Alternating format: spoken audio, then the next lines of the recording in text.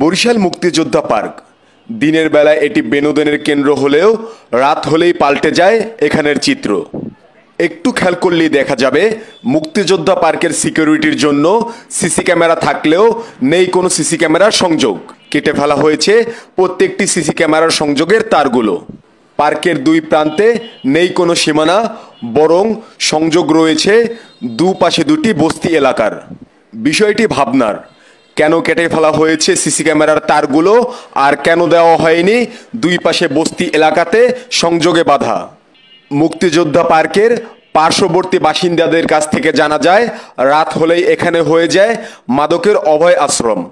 নিশ্চিন্তে নিরাপদে এই পার্কের মধ্যে বেচাকেনা করা হয় মাদক। মূলত মাদকের ব্যবসা নিশ্চিন্তে চালিয়ে রাখার জন্যই কেটে ফেলা হয়েছে সিসি ক্যামেরার সকল তারগুলো।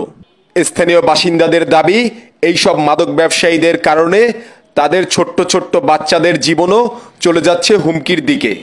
দীর্ঘদিন ধরে সিসি ক্যামেরার তারে সংযোগ বিচ্ছিন্ন থাকলেও এ বিষয়ে কোনো মাথা ব্যথা নেই দায়িত্বশীলদের। পুরোপুরি কিংকর্তব্য বিমূঢ় ভূমিকা পালন করছেন তারা।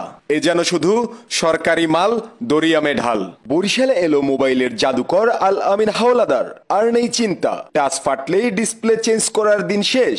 আপনার শখের মোবাইলটির পুরোপুরি ফাটা টাচ নতুন করে দিবে ডিসপ্লে চেঞ্জ না করেই। করতে হচ্ছে না বাড়তি খরচ, আর রয়ে যাচ্ছে আপনার অরিজিনাল ডিসপ্লেটি।